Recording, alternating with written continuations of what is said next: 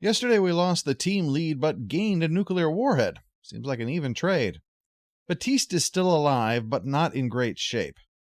I mean, he's badly wounded. He'd be in fantastic shape if, well, he hadn't been stabbed by a gigantic knife. Well, seems those guys are not happy that someone has hijacked their nuke, and after firing from a distance to no effect, attack helicopters are sent in. The fact these are not mercenaries but actual troops means the country of Helmagistan was buying those nukes. Longtime gamers know nothing is more frustrating than an escort mission, so Jackson wants to just pitch the nuke off the side of the cliff and be done with it. I don't know if he's planning to send Batiste down there too, but at this point I wouldn't put it past him. Sousuke says that they can actually slide down the slope and take cover in the hills. When questioned how he could possibly know that, he admits he used to fight here. He doesn't elaborate, but that he was rebelling probably wouldn't matter considering the government is the one firing at them because they want a nuclear warhead.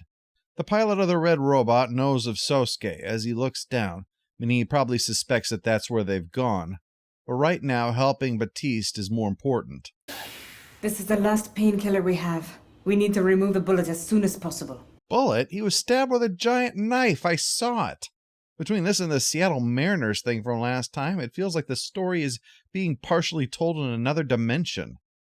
Jackson takes issue with the mention of their heavy burden, thinking Sousuke means Batiste, but he actually meant the bomb. They can't get help. There's something wrong with long-range communication.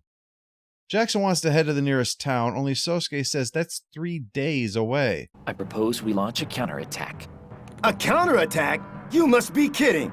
We only have 4 ASs left in our squad! I'm not much for fighting losing battles. Is there anything you two won't bitch about? We shouldn't attack. We're attacking! We should attack. No chance! Batiste finally says from his sickbed that they need to start listening to Sousuke. He knows the area. He's fought the enemy. Why, it's almost as if they sent him along for a reason. Nevertheless, Grace says getting to a doctor is the priority, so that's the move. On the way, she asks about how long ago that was, and Sousuke says he started fighting when he was 8. I mean, in combat. My sister and I had fighting down long before age 8. Sousuke mentions Zaid as the other child in the group, older than him though. We can't all be prodigies at guerrilla tactics. He remembers the good times, blowing up giant robots, sitting around the fire, the frivolities of youth.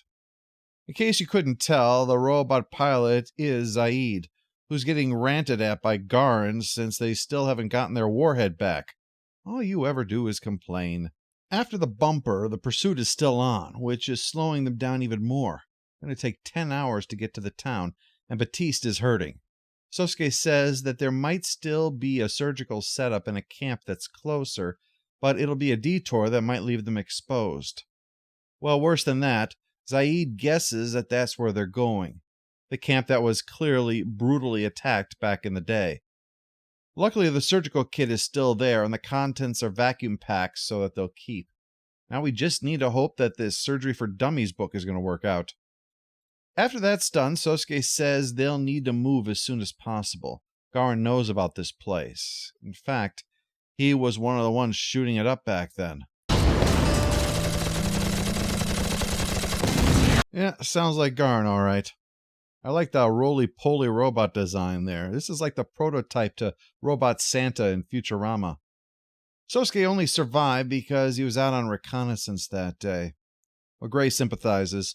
She was in a civil war back home in Eastern Europe. Her unit was abandoned, and that's how she went from a freedom fighter to a Mistral mercenary. So she understands what this might be like for him, and offers him a chance to join her team. Why not? Hey, they are so welcoming, aren't they? During both of these episodes, we've seen both Kaname and Tessa quietly thinking about Sousuke's absence. Near the end here, we finally see Melissa talking with Kaname about getting Sousuke a gift when he comes back.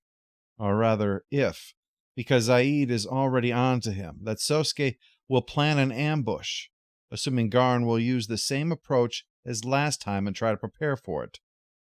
But Sousuke's got to make it. I mean, he has so much to live for. Even though you're a kid and you're skillful as hell, you're still a punk. Real smartass, you know that? Your kind pisses me off. I see. I'm saving a punch for you back at the base. See? With fighting comrades like these at your side?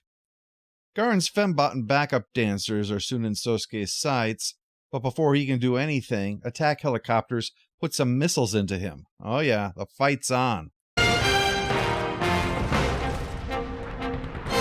Ooh, stylistic.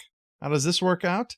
The arc concludes tomorrow in episode 17 of Full Metal Panic.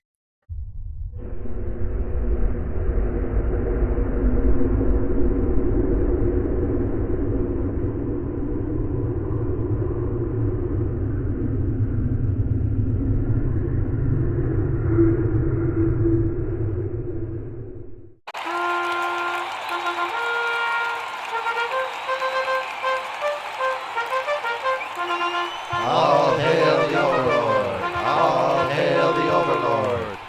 Why haven't we caught them yet? That goddamn warhead is our merchandise.